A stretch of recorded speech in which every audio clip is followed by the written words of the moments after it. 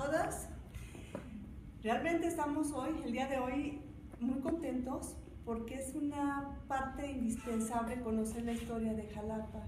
Y es un proyecto que cuando me lo presentó Rebeca, de 4 sesiones al mes, en un mes, 4 sesiones más una plática magistral, de sorpresa, me interesó mucho y realmente se lo comenté a mis autoridades también, porque usted sabe que también dependemos de la cuestión presupuestal.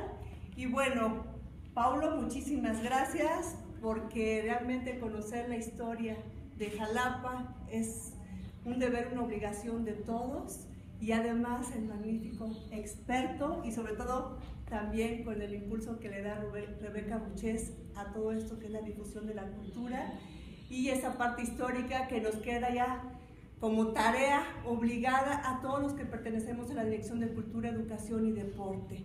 Y yo lo celebro mucho porque realmente esta dirección crece mucho, tiene 3 áreas sustantivas, pero el área de la cultura es indispensable.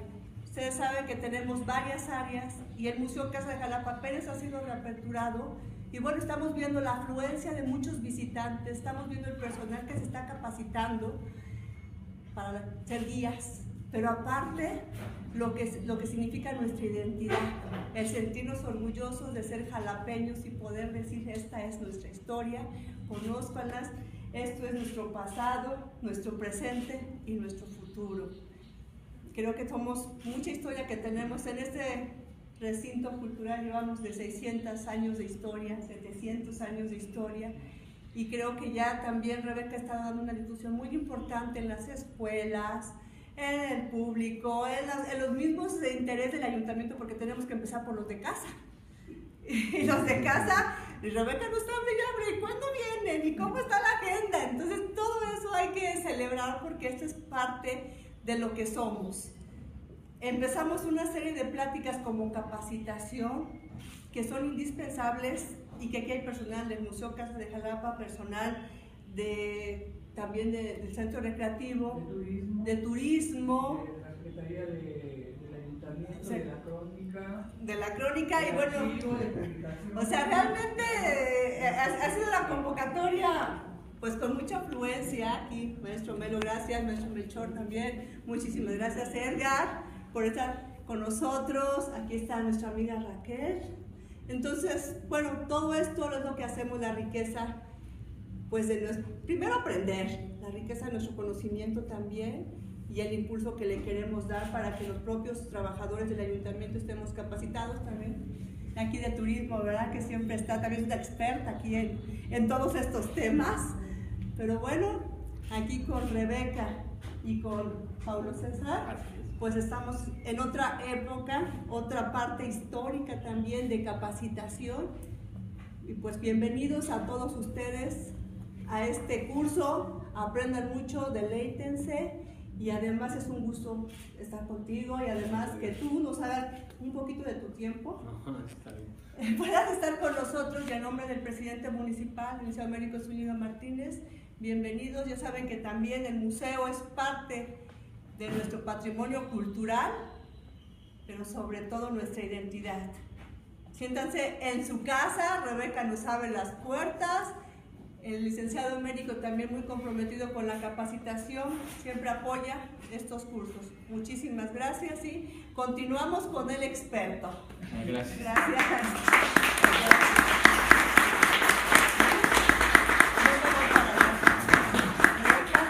Gracias, Mami. Una foto, Rebeca, por favor.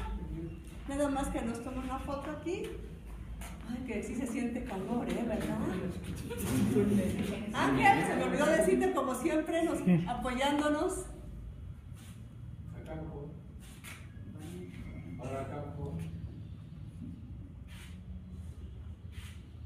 Ya sacaron fotos de aquí para allá, lo que importante allá. Mira, qué bonito, mucha gente. Creo que nos vamos a ir al jardín. Acá. Bueno, vamos por el otro lado. Muy bien. Bueno, así somos.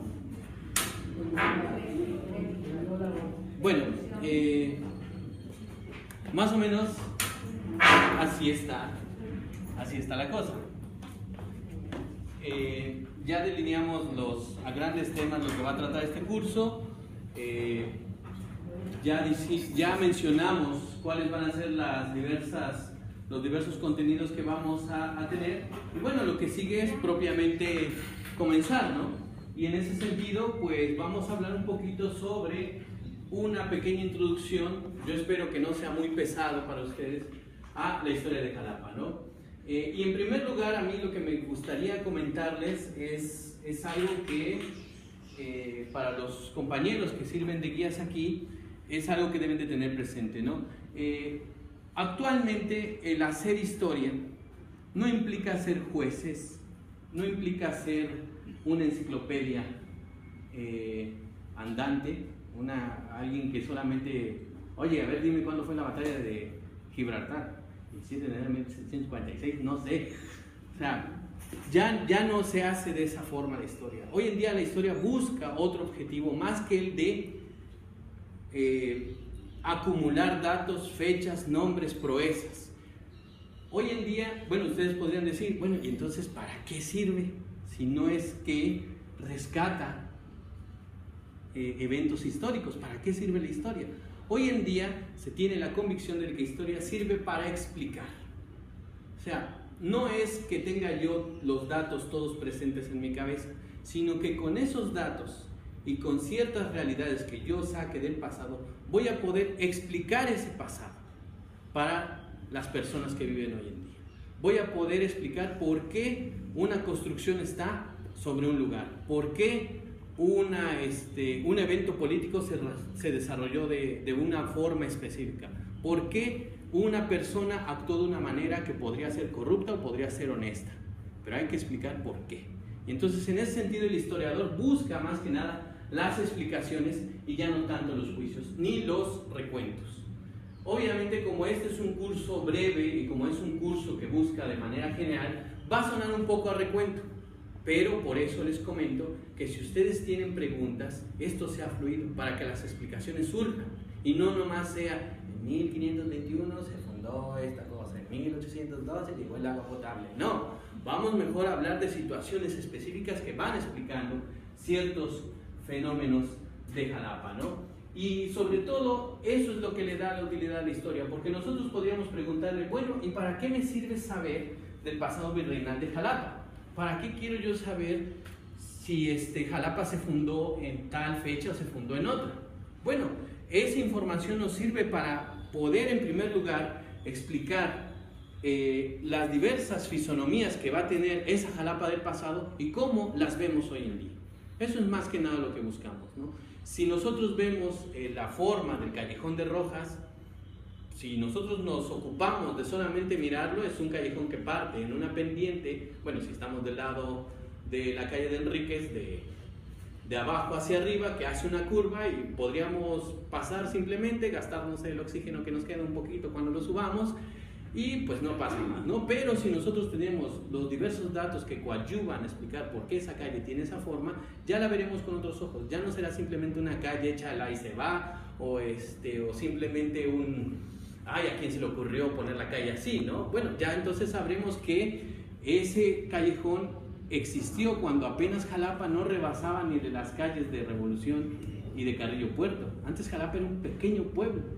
Entonces, cuando se trazó ese pequeño pueblo, era una cosa muy, muy chiquita. Solamente eran las manzanas que están entre Revolución, las actuales Revolución, Lucio y Carrillo Puerto.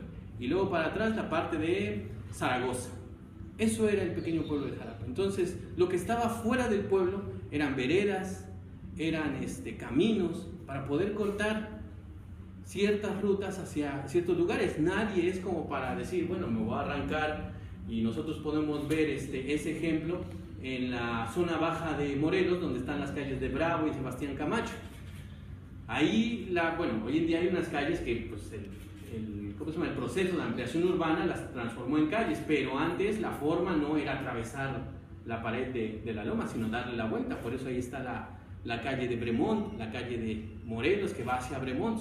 Son diversos veredas que se utilizaron para poder sortear ese elemento, ¿no? Ya cuando creció la población se convirtieron en calles, pero en un inicio eran veredas. Entonces, para eso nos sirve saber las diversas realidades que ocurren en la época virreinal, para poder explicar lo que ocurre hoy en día. Entonces, de esa manera, nos quitamos también los juicios. Ya no decimos, bueno, es que las personas de antes eran unas sin visión, que no planeaban nada. No, no, no. Ellos no tenían la idea, ni por aquí se les habría ocurrido en aquellas épocas que Jalapa fuera a crecer tanto. Si ellos hubieran tenido la noción o la bolita mágica que les dijera, bueno, en Jalapa van a vivir 600,000 personas, lo primero que hubieran dicho es, estás loco, apenas si somos 3,000. 3,000, mira, triplícalo, son 9,000. Jamás va a haber 600,000 personas aquí en Jalapa, pero hoy las hay. Entonces, en ese sentido, también conocer los elementos históricos nos ayuda a quitar esos prejuicios que usualmente le damos al pasado. Sí, veo que no vamos a tocar la Jalapa prehispánica, ¿verdad? Un poquito. Un poquito. De ello tengo una duda. El sapo famoso ¿de qué cultura es? El sapo famoso es el zapote, el que se encontró en la loma del mismo nombre, ahí por los Berros. Procede de una... Es básica, la gran mayoría de esculturas que se han encontrado en Jalapa pertenecen a los periodos formativos, al que se le llama preclásico y un poco al clásico. Pero no se tiene todavía conocimiento de qué cultura pudo haber sido la fabricante. No se tiene una certeza y ahorita lo vamos a explicar más adelante por qué. Pero los que eran para la escultura eran los olmecas, los demás como que no hacían mucho. Eso también podríamos ahí señalarlo. De hecho, lo que más se está viendo en ciertos elementos sobre realidades prehispánicas de Jalapa es que el grupo olmeca fue el que más asentó en la zona. Porque el yugo sí es totonaco. El yugo es de factura totonaco. Eso es otra cuestión, pero más adelante lo vamos a ver. Sí. Más adelantito lo vamos a ver. Pero, ¿cómo se llama? Lo que le puedo adelantar es que los yugos y las palmas no son indicativos. Hoy en día se tiene el conocimiento de que los yugos y las palmas no son indicativos ni de cultura ni de periodo formativo. Aparecen en toda Mesoamérica, desde Chiapas hasta El Salvador, hasta Jalisco, aparecen por todos lados y no están ligados ni a una cultura ni a un periodo, ¿no? Entonces es más difícil todavía saber, ¿no? Entonces, pero bueno, a ver. Solamente sugerir si podemos dejar las preguntas al final de su Bueno, ¿cómo ven? ¿Sí? Perfecto. Entonces seguimos adelante, ¿no? Entonces, como les iba diciendo, todo esto va a ir en función de sacarnos una serie de prejuicios en torno a la historia. Y algo que tenemos que tener bien presente es que la presencia del relato histórico está desde los inicios de la humanidad, ¿no? Desde que el hombre es hombre, tiene la necesidad de contar lo que le ocurrió antes. Todos tenemos memoria, es una característica que habla de la humanidad, ¿no? Entonces, desde diversas épocas se ha hablado de lo que ha ocurrido antes, pero tenemos que tener en cuenta que esta memoria, que esta historia está ligada a grandes reestructuraciones de pensamiento. ¿Qué quiero decir con esto? Que la historia no es la misma que se cuenta hoy en día a la que se hacía hace 200 años, mucho menos a la que se hacía hace 400 años, ¿no? Van cambiando por las diversas estructuras de pensamiento que había en determinada época, ¿no? Esto nos dice que la historia es desigual en sus análisis, en sus objetivos y sus formas a lo largo del tiempo. Por eso, esto lo traigo a raíz, porque muchas veces los visitantes buscan que uno les dé una sola verdad histórica. Pero esto no es posible. No es posible porque la historia es dinámica y de acorde a cada uno de sus tiempos. Y en ese sentido nosotros tenemos que tener presente que tenemos que decirle al visitante